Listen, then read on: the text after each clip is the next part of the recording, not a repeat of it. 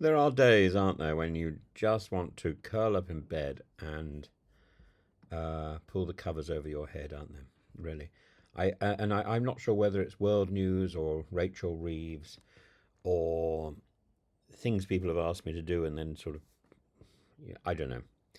It's just it's or even the fact that I'm still sitting here with what a hospital doctor claimed was a broken neck, um, and I can't seem to get any help.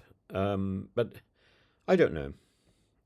When I look at what's happening around the world, when I look at Trump and I look at the nonsense in the Oval Office, I think actually I've got off lightly, and it doesn't mean I don't want to crawl into bed. And if it wasn't that I was teaching in a couple of hours, I would definitely call the day quits and be done with it.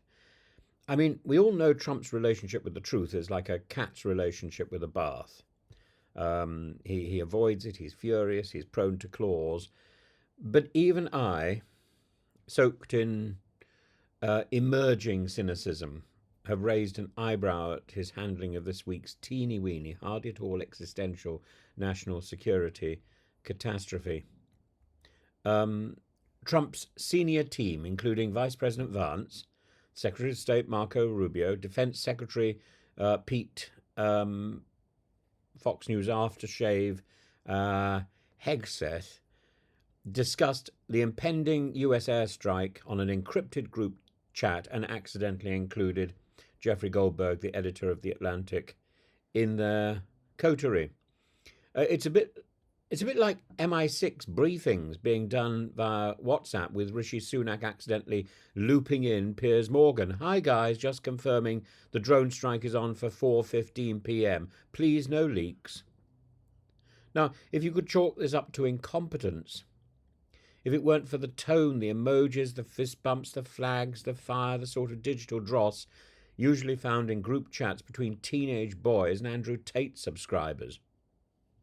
But here's the galleonic twist. None of it matters. We're in a post-shame environment, a post-accountability America. Trump shrugs it off and attacks The Atlantic for reporting it. The same man who once handed Israeli intelligence to the Russians in the Oval Office now finds it perfectly normal that his team discusses kinetic military activity with the same security protocol as an Amazon delivery note. And then there's Vance. J.D. Vance, the alleged intellectual of MAGA. He has the intellect of a gerbil. Now appears to spend most of his time devising ways to insult NATO or Europe or Greenland. He's going to Greenland with his wife next week. Anyone with a French accent or a functioning passport. He calls European allies pathetic freeloaders, laments ever having supported them in the Second World War, and openly fantasizes about annexing Denmark's landmass. That's not democracy. That's risk, played by somebody who's drunk. And then there's the Ulasik truth. And this is the worrying bit. He might be president one day. He might be president very, very soon. Trump is visibly faltering. The man thinks Zelensky's a dictator, forgets what he said 5 minutes ago, is reported to fear Putin. Not politically, but personally. Possibly because of health reasons, or possibly because Putin is the only man in the world who's better at pretending to be alive. Although, to be fair, Putin is clinically dead, just not medically. He died ethically in 2006, and nobody told his body, which at the moment is languishing in a smeg fridge, and unless we open the door, we don't really know whether he's dead or alive anyway, unless we believe the nonsense put out by the Telegram channel back in October 2023. No, if Trump were to fall, and I say that as someone who has fallen recently, if Trump were to fall, we'd be left with a man whose foreign policy instinct seems to be burn the alliances, mock the dead, repost a meme. Oh, and let's have a chat with Elon Musk. Gallimation doesn't even begin to cover it.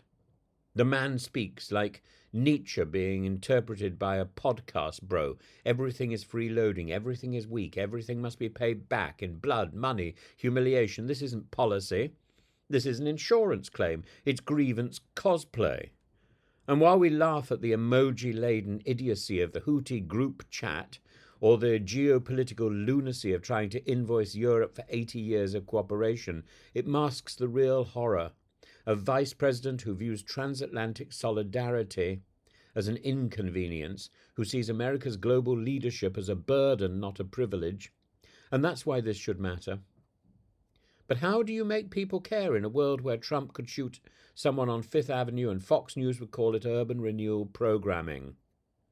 How do you persuade people to worry about strategic incompetence when they're busy reposting lies about Haitian immigrants eating golden retrievers?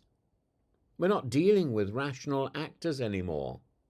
We're dealing with a frat house of ideologues with nukes and daddy issues and wigs or hair transplants. And the man waiting in the wings, J.D. Vance, is one stomach flu away from holding the launch codes. I find that devilishly worrying. Don't you?